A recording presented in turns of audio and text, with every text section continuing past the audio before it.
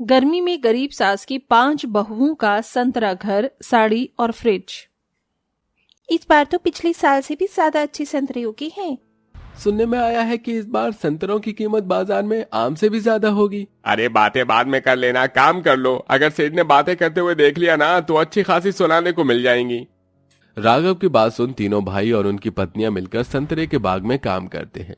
सुबह से शाम तक काम करने के बाद वो सब अपनी अपनी दिहाड़ी लेकर और बचे कुचे कुछ छोटे मोटे संतरे लेकर घर आ जाते हैं। अरे वाह, आज तुम लोग संतरे लेकर आए हो। मेरा बड़ा मन कर रहा था संतरे का जूस पीने का। आशा बहू, जा इन संतरों का जूस बनाकर लिया। आशा उन सभी संतरों को छीलकर एक बड़े से बर्तन में रख देती है और दाल घुटने से उन सभी संतरों को अच्छे से पीसकर छलनी की मदद से उन्हें छानकर सभी के लिए जूस ले आती है। ये लीजिए ठंडा ठंडा संतरे का जूस पीजिए। ये क्या आशा, तुम ये अभी से संतरे का जूस बनाकर क्यों ले आई? मैंने खाना बनाकर तैयार रख दिया है। अगर सभी जूस पी लेंगे तो खाना नहीं खा पाएंगे। पहले आप सभी लोग खाना खा लीजिए, बाद में जूस पी लेना। आंचल की बात सुन सभी पहले खाना खाते हैं। खाना खाने के बाद सभी लोग जूस पीने के लिए बैठते हैं। सुलेखा जैसे ही संतरे का जूस का पहला घूंट पीती है तो फौरन उसे थूक देती है। अरे क्या हुआ माँ, तुमने ये संतरे का जूस थूक क्यों दिया? सारा का सारा संतरे का जूस खट्टा हो गया है। सूंघकर देखो, इसके अंदर से कितनी गंदी बास आ रही है। सभी लोग जैसे ही संतरे के जूस को सूंघते हैं तो सबको भी गंदी बास आने लगती है। लेकिन ये जूस तो मैंने आधे घंटे पहले ही बनाया था, तो इतनी जल्दी खराब कैसे हो गया? खराब होगा कैसे नहीं, गर्मी का मौसम है। अगर हमारे घर में भी एक फ्रिज होता तो ये जूस खराब नहीं होता। जाने कब तक ऐसी चीजों को बर्बाद होते हुए देखना पड़ेगा। सुलेखा इतना कहकर गुस्से में बाहर चली जाती है। इस बार तो गर्मी ने अपने सारे रिकॉर्ड तोड़ दिए हैं। अंजलि इतना बोल ही रही होती है कि तभी उन्हें अपने घर के अंदर से कुछ टूटने की आवाज आती है। ये आवाज कैसी है? माँ जी ठीक तो है ना? पांचों बहुएं अंदर जाकर देखती हैं कि उनकी सास सुलेखा आंखों में गुस्से के साथ साथ आंसू लिए खड़ी है और उसके पैर के पास पानी का मटका टूटा पड़ा है। माँ जी आप ठीक तो है ना?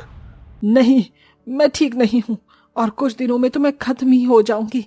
इस गर्मी ने तो इस मटके के पानी को भी गर्म करके रख दिया है।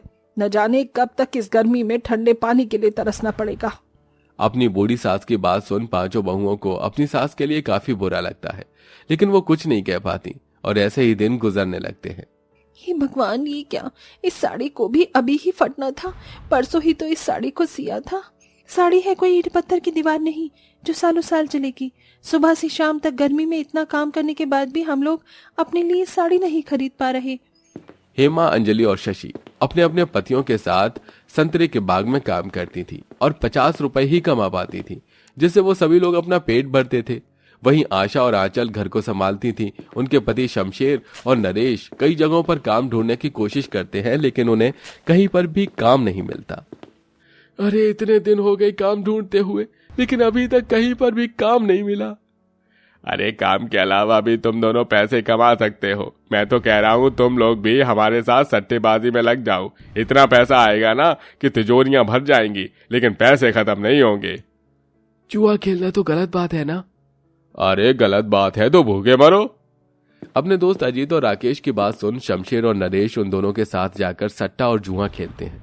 उनके पास सट्टे में लगाने के लिए अपना एक घर ही होता है जिसे वो लगा देते हैं। पहली बार सट्टा खेलने की वजह से वो लोग आसानी से हार जाते हैं, जिसके चलते अब उन सब लोगों के सिर से छत भी छिन जाती है।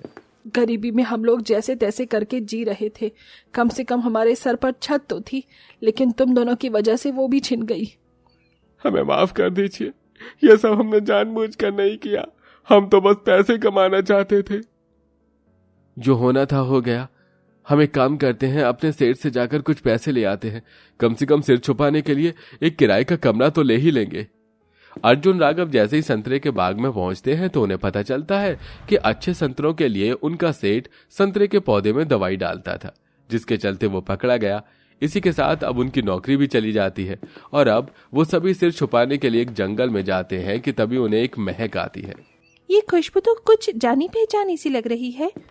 सभी लोग उस खुशबू का पीछा करके जंगल के अंदर जाते हैं। तभी उन लोगों को एक बहुत बड़ा और सुंदर सा संतरों का बाग दिखाई देता है, जिसे देख वो लोग बहुत खुश होते हैं और एक बड़े से संतरे के पेड़ के नीचे जाकर उसकी छाया में बैठ जाते हैं। सर छुपाने के लिए इन संतरों के पेड़ की छाया तो मिल गई, लेकिन इस भूख का क्या करें? एक काम करते हैं, इन संतरों को ही तोड़कर खा लेते हैं। आशा जैसे ही पेड़ से एक संतरा तोड़ती है तो उसे एक आवाज आती है, तोड़ो तोड़ो और तोड़ो, हमारे संतरे बहुत मीठे और रसीले हैं।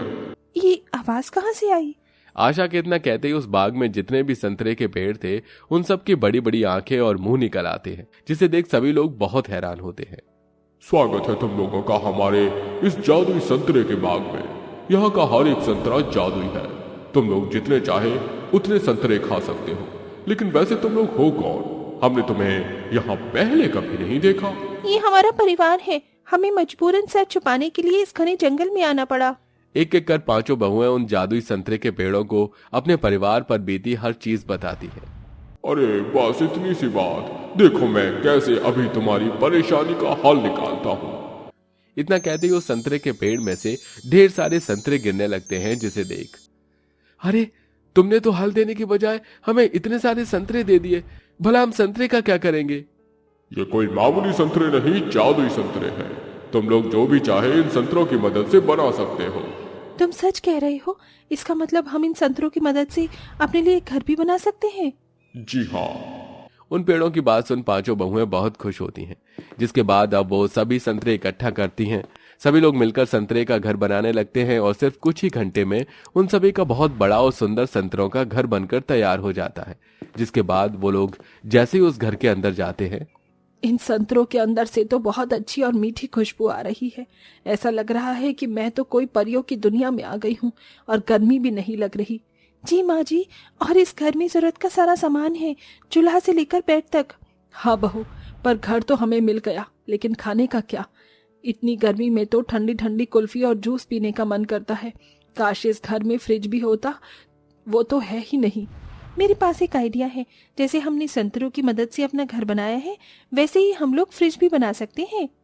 पांचों बहुएं उन संतरों के बाग में फिर जाती हैं और उनसे फिर से ढेर सारे जादुई संतरे मांगकर जादुई संतरों की मदद से जादुई संतरों का फ्रिज भी बनाती हैं।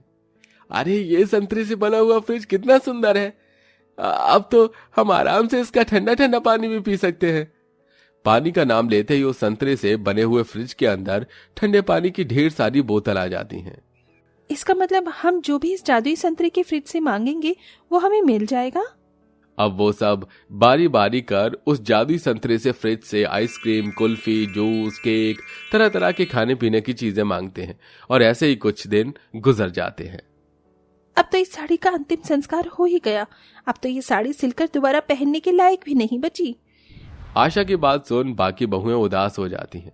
तभी अंजलि की नजर घर के बाहर संतरे के बाग में जाती है, जिसे देख अंजलि के मन में ख्याल आता है और अब वो उन संतरों के पेड़ के पास जाकर फिर से उनसे संतरे मांगती है और उन जादुई संतरे से अपने और बाकी बहुओं के लिए संतरों की साड़ी बनाती है, जिसे पहनकर वो काफी ज्यादा सुंदर लगते हैं। मैं तो कभी सपने में भी नहीं सोच सकती थी कि मैं संतरों की साड़ी पहनूंगी और इतनी ज्यादा सुंदर लगूंगी। जहां पांचों बहू काफी ज्यादा खुश थी, वहीं उनके पतियों को अपने काम की काफी ज्यादा फिक्र थी। इसलिए अब वो पांचों उन जादुई संतरों के पेड़ के पास जाते हैं। हे जादुई संतरे के पेड़, हम इस वक्त पैसों को लेकर काफी परेशान हैं, इसलिए हमने सोचा है कि हम लोग तुम्हारे पेड़ के संतरों को बेचेंगे और उससे पैसे कमाएंगे। क्या तुम हमें इसकी इजाजत दे सकते हो? हाँ, लेकिन मेरी एक शर्त है। तुम लोगों को इन सभी संतरों के पेड़ का काफी अच्छे से ध्यान रखना होगा। साथ ही साथ इस बाग की सफाई करनी होगी और हमें समय समय पर पानी देना होगा। उस पेड़ की बात सुन वो सभी लोग बहुत खुश होते हैं, जिसके बाद अब वो उन जादुई संतरों को बेचकर अच्छे खासे पैसे कमाने लगते हैं। इसी के साथ वो सब उन जादुई संतरों के बाग का भी काफी अच्छे से ध्यान रखते हैं और अब हंसी खुशी से वो अपनी जिंदगी जीते हैं।